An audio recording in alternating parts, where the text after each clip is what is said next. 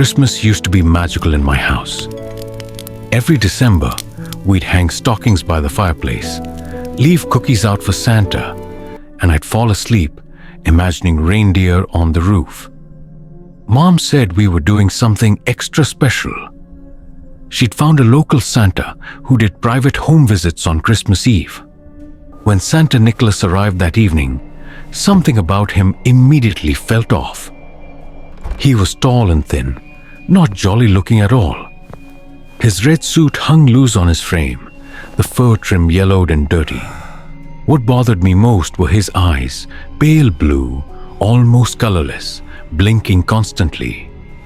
Well, He said, his voice raspy and too quiet. you must be Emma. I've heard so much about you. He reached out and touched my shoulder before I could step back, his hand lingering there, squeezing gently. Mom gave me a look like I was being rude, but I couldn't help it. Mom encouraged me to sit beside Santa's P for pictures, even though I was 13 and felt a little too old for it. Santa Nicholas smiled warmly. Come on now, don't be shy. Let's get a nice photo. I sat down reluctantly, and he adjusted his posture, so we both fit in the frame. Every few minutes, he would make small talk that felt a little off, asking things like, Have you been enjoying your holidays this year? I tried to smile, but my voice sounded a bit nervous. Mom was busy adjusting the camera and didn't notice. He asked more questions. Tell me about your hobbies, your favorite activities, and your room decorations. At one point, he complimented my hair. Such pretty hair. I bet you take good care of it. I stood up quickly, muttering something about needing water. I went to the kitchen and stayed there as long as I could, hands shaking as I gripped the counter. When I finally came back, he was sitting on our couch like he belonged there, sipping hot chocolate Mom had made him. He didn't leave until almost 10 o'clock. I begged Mom to let me go to bed.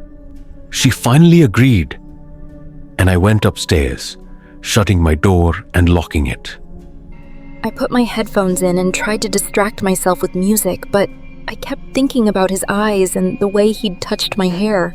Eventually, I fell asleep with the lights on. Sometime past midnight, I woke up. I heard something soft like fabric brushing against the hallway floor. Then footsteps. Slow, deliberate footsteps coming closer to my door. The doorknob turned slowly, and I remembered with horror that our old locks could be opened from the outside with just a twist. The door creaked open. Standing there, silhouetted by the dim hallway light, was Santa Nicholas. He was still wearing the suit. The red fabric looked darker in the shadows, almost black. What are you doing? I stammered, my voice barely a whisper. He grinned, his stained teeth catching the light. Santa came back. I forgot to give you your special present. You need to leave. My parents are right downstairs. He ignored me. He set the sack down and reached inside, pulling out a small wrapped box. He held it toward me, those pale eyes fixed on my face. This one's just for you, Emma. I've been saving it all year. I didn't move. My heart was pounding so loud I thought he could hear it. He took another step closer, then another, until he was standing right beside my bed. I know you've been good, he whispered, leaning down. I've been watching, every night. I see you through your window when you get ready for bed. I see you when you're sleeping. That's when I screamed. The kind of scream that ripped straight from my chest, raw and desperate. Mom and Dad came running. The hallway light flashed on fully, and my dad burst through the door. What the hell are you doing in here? He shouted. Santa Nicholas flinched but didn't move away fast enough. It's okay, he said quietly, his voice trembling. She knows me. We spent time together. I just wanted to give her something special. Dad lunged forward and grabbed him by the suit, shoving him toward the door. Mom grabbed my arm, pulling me out of bed. I was shaking so badly I could barely stand. Santa Nicholas stumbled backward, and his fake beard slipped, showing more of his gaunt, pale face. You don't understand. I've known her since she was little. I've watched her grow up. She's been on my special list for years. Get out!